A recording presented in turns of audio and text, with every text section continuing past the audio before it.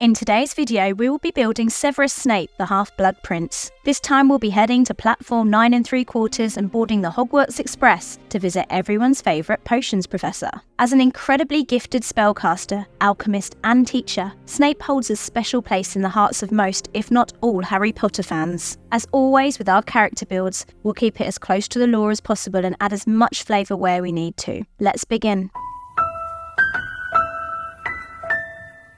Snape, like all other residents of Hogwarts, is human. Vanilla, I know, but it's probably the last boring thing about the professor. We will be a variant human because it gives our Snape much needed feat, as well as some other fun magical benefits. Extra language. Language isn't a very big part of the setting he's from, but we're transferring our favourite Grouch from his setting into D&D 5e. If Snape was a character in Faerun, he'd definitely know some of the languages. If I know his character, I'd hazard a guess the young Severus learned Infernal.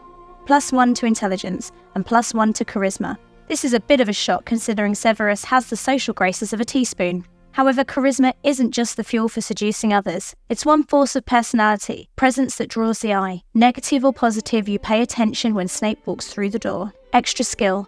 Something that Snape is extremely accomplished in is deception. This will be the first skill that he takes as a human. Deception will serve him well his entire life and in his career as an undercover agent of the light. Level 1 feat. At first level, Snape will take keen mind for his variant human feat.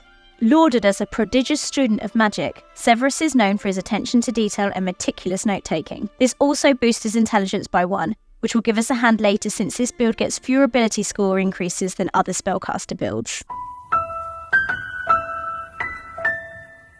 Mount your brooms, folks. This is gonna get wild. Wizards in the Potterverse must be born with their talents. It's genetic. Although this is open to interpretation, there's a whole point of contention about mudbloods, wizards who come from non-wizard parents. Snape gave himself the moniker of the Half-Blood Prince because of his special magical heritage. This is even the cause of an overarching conflict between dark wizards who believe in blood purity and the more open-minded wizards like Albus Dumbledore. All of that to say, Snape is a sorcerer. Not just any sorcerer, but a sorcerer who trains as a wizard to develop his natural magical talents. I'd even go so far as to make the statement that the Potterverse wizards start off as sorcerers, needing to attend a school of witchcraft and wizardry to fully embrace their magical powers. Left unchecked, they either have limited development of their magical abilities or become dangerous wild mages. So if Snape was born in a D&D setting, he might have gone 20 levels of wizard. We'll be mixing it up a bit and building him with 3 levels of sorcerer and 17 levels as a wizard.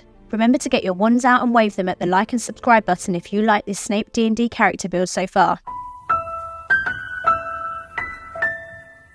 Strength 8. Strength isn't Snape's greatest. Well, strength. Fortunately, we're not going to be running around smacking people over the head with our wand, so you can leave the head smacking to another more capable member of the party. Dexterity 10. Quicker than he is strong, Snape isn't Quidditch player material when it comes to speed. For protection, he's relying on his powerful arsenal of spells to keep him safe. Constitution 12. The Half-Blood Prince is far better in the mental stat department than the physical. Nevertheless, he's been able to resist poisons and even survive giant snake bites in the past, so he's got a thicker skin than it might seem. Intelligence 17. Slytherin superstar is a clever clogs, able to play mental wizarding chess with the best of them. Learning and memorising spells, recalling lore and creating potion formulae are all in his cauldron. This is where the cranky professor shines. Wisdom 14. While intelligence will steal the show, there's something to be said for Snape's wisdom. Able to prevent others from mentally dominating him and seeing his deepest thoughts. He owes partial success in the department to his formidable willpower. Charisma 14. Again, playing on the trope of being able to command a room,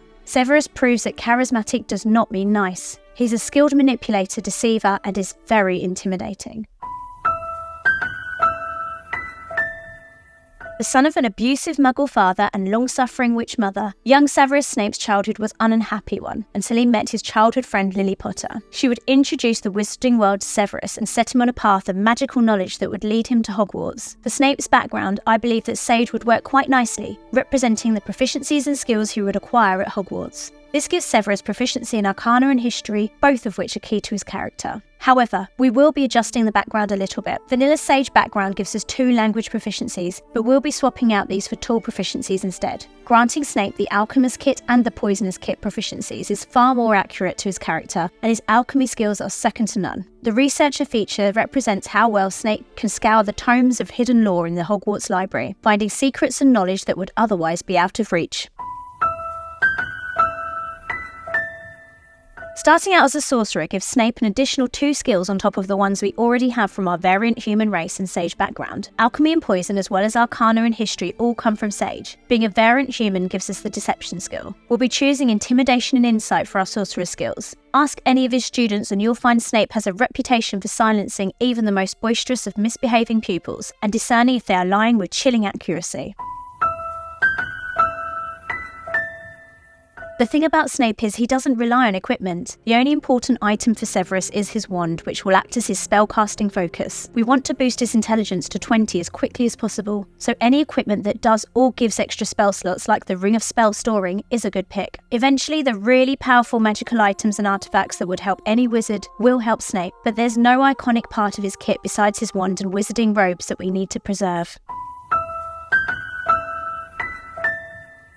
Our favourite defence against a dark arts professor needs all the stat increases he can get, but if we have some feats to spare, here's some that can boost him to new heights. Level 7 Magic Initiate. Snape should probably go Bard to pick up some new tricks. In the books, he can use spells of his creation like Vulnera Senator to mend wounds. This will translate to Cure Wounds for our level 1 spell, and we'll also pick up Prestidigitation and Minor Illusion for good measure. Level 11 Prodigy. I suggest we choose Alchemist kits to represent how good Snape is at brewing potions. Level 15 Warcaster. Honestly, one of the better feats for Severus. Depending if you want versatility or power, maybe trade this with Magic Initiate. Level 19 Skilled. Picking up Persuasion, Knowledge, Nature and Herbalism kit proficiency are all great choices. Spellcasting. We'll be getting into the better spells for Snape near the end of this video. Obviously we can't choose all the spells that Snape would know, since he only casts a few in the course of the entire series. What we can assume is that any spells that the students and other professors at Hogwarts know, Snape probably had access to them too. His disdain for careless wand waving is evident in our introduction to him, so he probably has a very conservative spellcasting style. He saves his precious spell slots until there's no other option but to engage the enemy. Sorcerer's Origin. Snape, like all Potterverse wizards, started as wild mages. This represents the fact if a spell goes wrong, it goes wrong badly. Font of Magic. Being able to dig up deep and use your inner strength to power your spellcasting is a feature of Potterverse spellcasters. Metamagic. Here's the fun part. Most Potterverse wizards don't understand or use metamagic. It's treated as difficult and dangerous to say perform wandless or non-verbal spells, but it's definitely possible. Snape would most likely have access to the silent spell and subtle spell metamagic options. Arcane Recovery. An excellent way to conserve spell slots and recover them when spent. Snape is a master of being meticulous with his magic. Arcane Tradition. War Wizard. As you may have guessed, Snape will be going with the War Wizard specialization. Lauded as an impeccable duelist by his peers, Snape has precise and deadly dueling style. This will reflect in his D&D specialization. Arcane Deflection. Deflecting and evading spells cast at him with quick wand flourishes are a staple of his character. Tactical Wit. Snape is often the first to analyse a situation and determine the best way to respond. He's a born tactician. Power Surge. Severus is skilled at overcoming the spells of his enemies, and this reflects well in this ability, being able to counter or break down enemy debuffs and buffs turning to his temporary powerhouse of a caster. Snape's best moments came right after the enemy think they have the upper hand. Durable Magic. A focused mage like the Half-Blood Prince has an ability to concentrate that is second to none. Deflecting Shroud. Not only does Snape parry the spells cast at him, he redirects them at the Death Eaters standing behind him. A true master of his craft. Like we went over above, I can't say with certainty every spell that Snape will have at his disposal. However, regardless of availability in your game, here's some lore-friendly options for the Professor. Cantrips. Mage Hand, a simple spell like Accio. Light, a staple of all witches and wizards, Lumos. Firebolt, something along the lines of Lacanum Inflammare. Ray of Frost, Glacius. Shocking Grasp. We've seen minor and major issues of lightning before, even if the incantation is unknown. Level 1. Detect Magic, something like Revelio. Feather Fall, Snape can fly without assistance, this isn't a stretch. Shield, Protego. Deflect physical and magic missile strikes. It's cool to roleplay Snape casually twisting a bolt away from himself.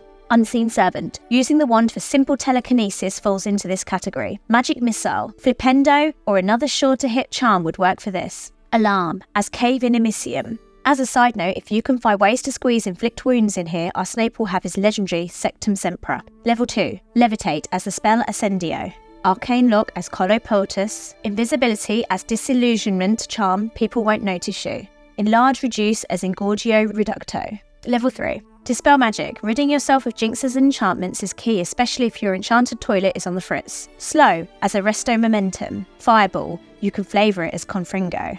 Level 4, Confusion as Confundo. Watery Sphere as Aguamente. Locate Creature as Home Minimum, Revelio. Level 5, Dominate Person as Imperio. Modify Memory, pull a Lockhart, and cast this as Obliviate. Level 6, Flesh to Stone as Duro. Disintegrate as Expulso. Level 7, Teleport as the spell Apparate. Finger of Death, get ready for Avada Kedavra. Reverse Gravity, flavour it as a pumped up version of Levi Corpus. Level 8, Mind Blank, flavour this as Superior Occlumense. Power Word Stun, you could flavour this as Crucio, to rob enemies of their ability to function with a single word. Level 9. There aren't any level 9 spells that Snape can do in his universe, but if you're playing him up to this level, feel free to take anything that hinders the enemy's ability to do damage. For instance, Foresight and Imprisonment are very flavourful options for the Half-Blood Prince. That's a wrap for this video. Please remember to like and subscribe if you see these D&D character builds. See you next time.